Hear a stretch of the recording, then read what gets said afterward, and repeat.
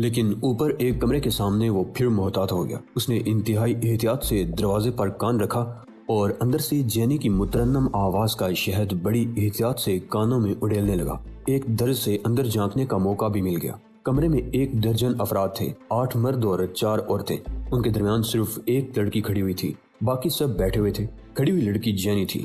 وہ جینی کو اس طرح دیکھ رہے تھے جیسے وہ کوئی انتہائی برگزیدہ ہستی ہو۔ جینی کے چہرے پر واضح طور پر اس توجہ کے باعث انبساط ہلکورے لے رہا تھا، شاید اس کی انا کی تسکین بھی ہو رہی تھی۔ اب آپ لوگ اچھی طرح سمجھ گئے ہوں گے کہ پروگرام کیا ہے، جینی نے بڑی تمکنت سے کہا۔ پروگرام سے سرے مو انحراف کی اجازت نہیں ہوگی کیونکہ اس کی جزیات تک اعلیٰ سطح پر تیار کی گئی ہے۔ اگر ہم سب نے اپنی اپنی ذمہ داری پورے اعتماد اور یقین کے ساتھ ادا کی تو پھر یقیناً کامیابی ہماری ہوگی۔ پھر جب انقلاب کی تاریخ لکھی جائے گی تو آپ لوگوں کے نام ان افراد کی فہرست میں جلی حروف سے لکھے جائیں گے جنہوں نے تاریخ بنائی ہے۔ ٹائیگر سر ہلا کر رہ گیا۔ جینی نے یہ جملے یقیناً کئی بار کہے تھے۔ یہ کسی اور کے جملے تھے جو جینی کو نوکے زبان سے ادا کرنے کی خاطر قرض دیے گئے تھے۔ میں ایک سوال کرنا چاہتی ہوں، ایک دبلی پتلی اور ٹوٹے ہوئے دانتوں والی عورت نے کہا جو بہت ڈھیلا سویٹر پہنے ہوئے تھی۔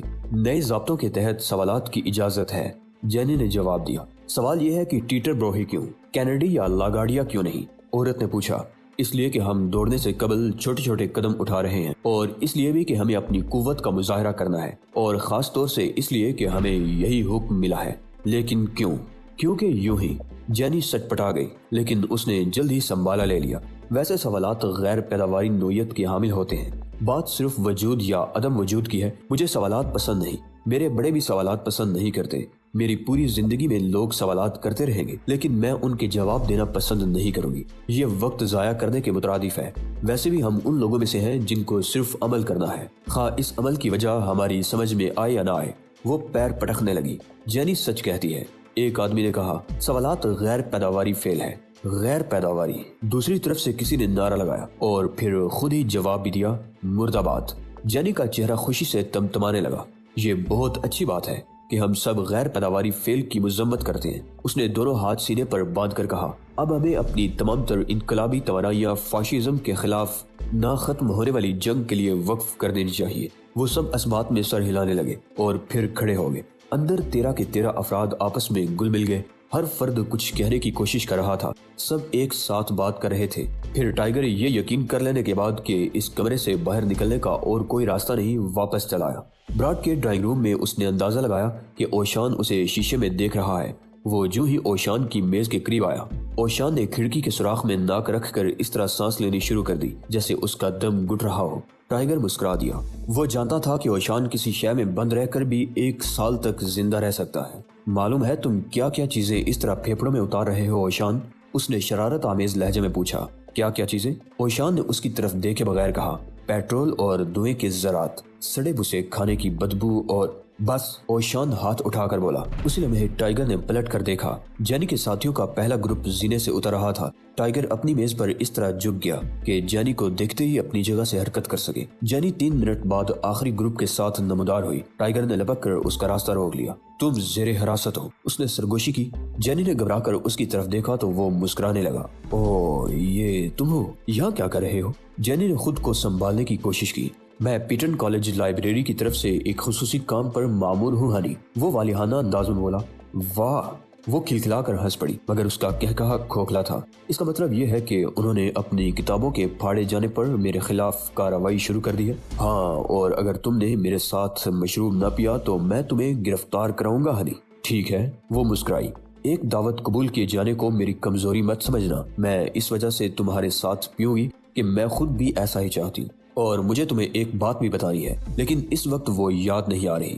آؤ۔ ٹائیگر اسے لے کر اپنی میز پر گر گیا، جہاں اس نے جینی کا تعارف اوشان سے کرایا۔ اوشان نے پرشفقت انداز میں مسکراتے ہوئے سر ہلایا۔ معاف کرنا لڑکی، میں تعظیماً کھڑے ہونے سے کمزوری کے باعث قاصر ہوں، اس نے کہا، اور پھر ٹائیگر کی طرف دیکھا۔ میں مغرب کی اقدار کے مطابق معذرت کر رہا ہوں نا؟ جینی سر ہلا کر رہ گئی۔ وہ ٹائیگر کو امریکی سمجھ رہی تھی اور اس وقت صرف یہی سوچ رہی تھی کہ ایک امریکی کسی چینی یا ویتنامی کے ساتھ کیا کر رہا ہے۔ تم کیا پی رہے ہو؟ وہ ایک طویل سانس لے کر کرسی پر بیٹھ گئی۔ سنگاپور سلنگ، ٹائیگر نے بڑے خوشگوار لہجے میں جواب دیا۔ بہترین ہیلتھ ٹانک ہے، پیو گی؟ हाँ, लेकिन अगर इसमें मिठास ज्यादा है तो फिर नहीं पीऊंगी क्योंकि मेरी दाढ़ में दर्द रहता है। टाइगर ने वेटर्स को बुलाकर अपने और ओशान के गिलास भरवा दिए। और हाँ, मादाम चुंग के लिए भी एक सिंगापुर स्लिंग लाओ, मिठास कम ही रखना।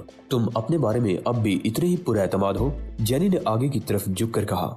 नहीं, जब से तुम्हें देखा है इस दिल का अजीब आलम है, टाइगर ने ठंडी सांस लेते हुए कहा। लेकिन ये बताओ कि तुम्हें टारगेट्स के बारे में कामयाबी हासिल हुई? टारगेट्स? जेनी ने चौंक कर उसकी तरफ देखा। हाँ, मेरी मुराद उन पुलों से है जिनको तुम तबाह करना चाहती थी और इसलिए तुमने कॉलेज छोड़ दिया। तुम न्यूयॉर्क को मफलूज करके बाकी मुल्क से छीन लेना चाहती थी और फिर तीसरी दुनिया में इनकलाब। तुम्हारा लहजा कदरे तल्ख है, जेनी ने उंगलियां चटखाते हुए कहा। लेकिन मैं सिर्फ यही कहूंगी कि तीसरी दुनिया के लिए इनकलाब बहुत जरूरी है और इतना ही जरूरी अमेरिका के लिए भी। नहीं, मैं तल्ख नहीं हूँ और न ही तुम्हारी मुखालिफत कर रहा हूँ, टाइगर ने मुस्कुरा कर कहा। लेकिन सिर्फ एक दरखास्त करना चाहता हूँ। वो क्या? ब्रुकलिन ब्रिज को तबाह मत करना। वो क्यों?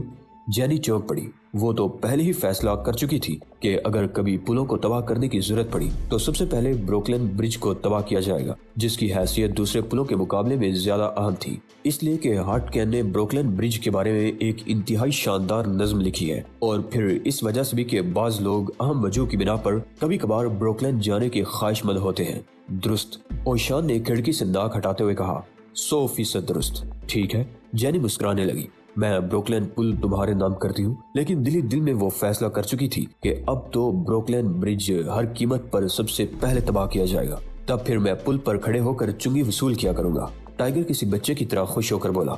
नहीं, जेनी ने सख्त लहजे में कहा। इनकलाब के बाद चुंगी वसूल गैर कानूनी करार दे दी जाएगी। उसके लहजे से ऐसा लग रहा था जैसे इनकलाबी हुकूमत होटल के बाहर इक्तदार पर कब्जा करने के लिए तैयार खड़ी है। पुल पर बिला तफरीक हर एक का हक होगा। तब फिर पुल को तबाही कर दो तो बेहतर है, टाइगर ने मुंह बनाकर कहा। उसी लम्हे जेनी ने एक घूंट लिया तो उसका मुंह भी बन गया। ये तो बहुत मीठा है। ओशान अपने गिलास को घूरता रहा। टाइगर को टीटरबर वाटर पोर्ट के बारे में जेनी से कुछ न कुछ बहरहाल उगलवाना था। उसके मिशन का इन्हिसार इस बात पर था कि उसे टीटरबर वाटर के बारे में जेनी के मंसूबे का इल्म हो जाए। जेनी जूस का दूसरा गिलास पी रही थी कि टाइगर ने उसका जिक्र छेड़ दिया। मैं पुलों के बारे में सिर्फ मजाक कर रहा था जेनी, वो मुस्कुराता हुआ बोला। लेकिन अगर तुम्हारी जगह मैं होता तो तखरीबकारी की ऐसी कोई ना कोई कार्रवाई जरूर करता। जरा सोचो, मवासलाती निजाम तबाह करने से इनकलाबी काज को कितनी तकवीत मिलेगी। कैनेडी एयरपोर्ट को अलग थलग कर देने या न्यूयॉर्क एयरपोर्ट पर बमों से हमला करने के बाद कितनी जबरदस्त अफरा तफरी फैलेगी।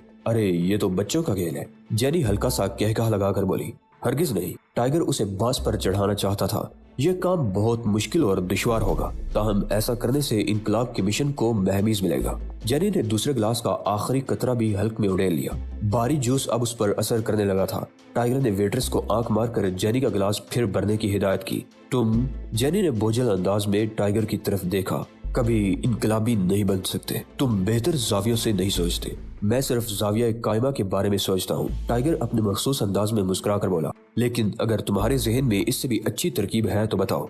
उसका लहजा चढ़ाने वाला था। है, जेनी वाकई मुश्ताल हो गई। सुनो, अगर कंट्रोल टावर पर कब्जा कर लिया जाए तो कैसी रहेगी? तमाम तैयारों के आपस में टकराने से कितनी जबरदस्त अफरा तफरी फैलेगी। इस तरह कम काम करने से ज्यादा नताज बरामद होंगे, ज्यादा अफरा तफरी फैलेगी। शानदार, टाइगर ने सर हिलाकर कहा। वाह, क्या शानदार तरकीब है। और अगर इस पर रात की तारीकी में अमल हो तो क्या कहने। हम, वो एक बड़ा सा घूंट लेकर बोली।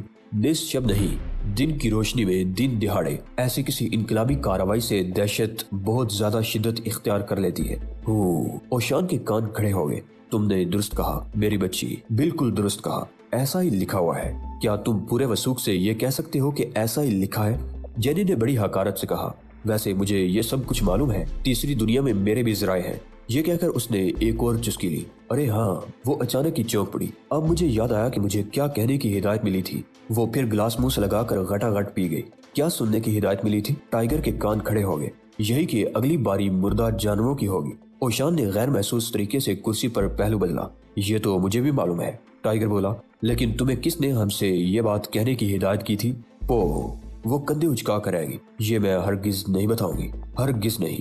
फिर इनकलाबी हिरन एक बार मुस्कुराई। उसकी आंखें बंद होने लगी और चंद ही लम्हों बाद वो मेज पर सर रखे सो रही थी। टाइगर ने पहले ओशान और फिर जेनी की तरफ देखा। ओशान भी मुस्कुराते हुए जेनी को ही घूर रहा था। फिर वही मुर्दा जानवरों वाली बात निकल आई। लिटिल फादर, अब मैं ये पूछे बगैर नहीं रह सकता कि ये क्या किस्सा है। कुछ भी नहीं, ओशान का लहजा स्पॉट था। اس کی آنکھیں بدستور جینی پر مرتکز تھی۔ یہ اس کے مرنے کی عمر نہیں ہے لٹل فادر۔ ٹائیگر عجیب سی بے چینی محسوس کرنے لگا۔ ہر ذی حص کم عمری میں ہی مرتا ہے فرزند، اور ان ذی حصوں میں تم بھی شامل ہو۔ ٹائیگر کو براڈ سے نکلنے کے تھوڑی دیر بعد تعقب کا احساس ہوا۔ انہوں نے 3 بڑے گلاس پینے والی جینی کو وہیں محو خواب چھوڑ دیا تھا۔ ذرا ٹھہرے لٹل فادر، ٹائیگر نے ایک دکان کے شوکیس کے سامنے رکتے ہوئے کہا اور شوکیس میں رکھے نمونے دیکھنے لگا۔ میں تو اکتا چکا ہوں، اوشان نے کہا۔ آخر مجھے اس چینی کہانی میں حصہ لینے پر کیوں مجبور کیا جا رہا ہے؟ آہستہ بولے، ٹائیگر نے سرگوشی کی۔ ہمارا تعقب کیا جا رہا ہے۔ اچھا، اوشان نے مصنوعی حیرت اور خوف کا اظہار کرتے ہوئے کہا۔ بتاؤ میں کیا کروں؟ بھاگ جاؤں یا پولیس کو بلانے کے لیے زور زور سے چیخنے چلانے لگوں؟ ہمارے تعقب میں نیلے سوٹ والا شخص موجود ہے، لیکن پلٹ کر مت دیکھنا، ٹائیگر سنی انسنی کر کے بولا۔ تم نرے گدھے ہو شہزاد، اوشان نے زہر خوند انداز میں کہا۔ تم نے نہ صرف تعقب کا احساس کر کے کمال کر دکھایا، بلکہ اب یہ تاثر دے کر یہی کمال کی انتہا کو پہنچ رہے ہو کہ ہمیں تعقب کا احساس نہیں۔ پھر اوشان کوریا کی قدیم زبان میں کچھ بڑبڑانے لگا۔ تبھی ٹائیگر کو اندازہ ہوا کہ اوشان پہلے سے تعقب کرنے والے کو دیکھ چکا ہے۔ تم نے اسے مجھ سے پہلے دیکھ لیا تھا۔ سراجو کا آقا کبھی جھوٹ نہیں بولتا۔ میں نے نہ صرف اسے دیکھ لیا ہے، بلکہ اس دوسرے کو بھی دیکھ رہا ہوں جو ہم سے آگے نکڑ پر کھڑا ہے، اور یہ دونوں براڈ سے ہمارے نکلنے کے وقت باہر کھڑے ہوئے تھے۔ کہاں ہے وہ؟ اب تم اس کی طرف مت دیکھنا، اوشان دبے دبے سے انداز میں ہنستے ہوئے بولا۔ ویسے میں بہت خوش قسمت ہوں کہ تم میرے ساتھ ہو۔ کتنے ذہین آدمی ہو تم شہزاد، ہر وقت چوکس رہتے ہو۔ ٹائیگر جانتا تھا کہ یہ طنز کے زہر سے آلودہ تیر ہے۔ اچھا بس کرو، وہ چڑ کر بولا۔ میں بھی غلطی کر سکتا ہوں۔ اگر تم نے انہیں پہلے دیکھ لیا تھا تو بتا دیتے۔ غلطی کسی سے بھی ہو سکتی ہے۔ نہیں، اوشان مان سنجیدہ ہو گیا۔ ایسا شخص غلطی کرنے کا متحمل نہیں ہو سکتا جو مردہ جانوروں کو چیلنج کر رہا ہو۔ اس سے سرزد ہونے والی ایک ہی غلطی آخری غلطی ثابت ہوتی ہے۔ لیکن تم خوش قسمت ہو کہ ان لوگوں کا تعلق اس داستان سے نہیں ہے۔ تمہیں ڈرنے کی کوئی ضرورت نہیں۔ اگرچہ اوشان نے اسے ڈھکے چھپے لفظوں میں مردہ جانوروں کے بارے میں بتا دیا تھا، لیکن بات ابھی تک واضح نہیں ہو سکی تھی۔ سوال یہ تھا کہ تعقب کرنے والے کون ہیں اور ان کا تعقب کیوں کر رہے ہیں۔ دونوں ان کے ساتھ لگے رہے، ایک آگے اور دوسرا پیچھے چلتا رہا، تاہم انہوں نے اوشان اور ٹائیگر کے قریب آنے کی کوشش نہیں کی۔ پھر اوشان اور ٹائیگر اس طرح اپنے اپارٹمنٹ کی طرف چل دیے جیسے انہیں تعقب کا احساس ہی نہ ہو۔ ٹائیگر نے اوشان کو بتایا کہ دہشت گرد کل کیا کرنے والے ہیں۔ ٹیٹر برو ایئرپورٹ نیو جرسی میں تھا۔ اگرچہ یہ ہوائی اڈا زیادہ بڑا نہیں تھا، لیکن غالباً دنیا میں سب سے مصروف ترین ضرور تھا۔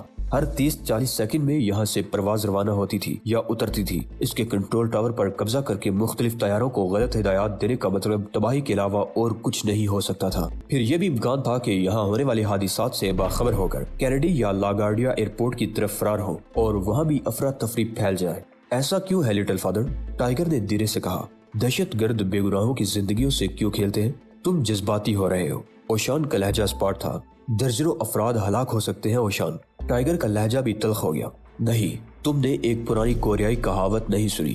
جب 2 کتے حملہ کرتے ہیں تو ایک بھونکتا رہتا ہے جبکہ دوسرا کاٹ کھاتا ہے۔ تمہیں بھونکنے والے کتوں کی فکر نہیں کرنی چاہیے۔ ایسی ایک مثل اردو میں بھی ہے۔ ٹائیگر نے کہا۔ وہ کیا؟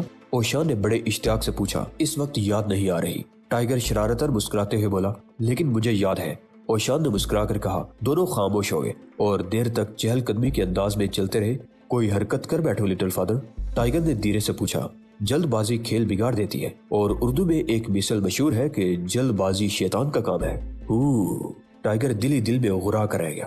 رات کو کیا کھاؤ گے؟ چاول؟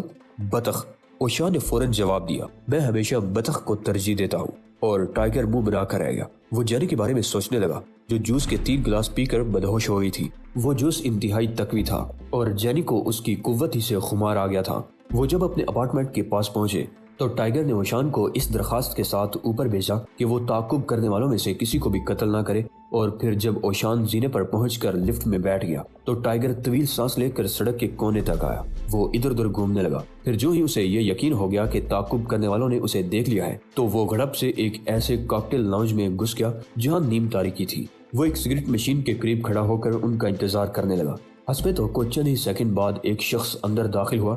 یہ نیلے سوٹ والا تھا جبکہ دوسرا شاید باہر رک گیا تھا۔ نیلے سوٹ والے نے نیم تاریکی میں چمگادڑ کی طرح دیکھنے کے لیے آنکھیں پٹ پٹائیں، لیکن اب ٹائیگر اس شخص کو زیادہ تجسس میں رکھنا نہیں چاہتا تھا، لہٰذا اس نے آگے بڑھ کر اس کے بائیں ہاتھ کو اپنی آہنی انگلیوں میں دبوچ لیا۔ ٹھیک ہے دوست، اس کا لہجہ خوشگوار تھا۔ ذرا تعارف ہو جائے۔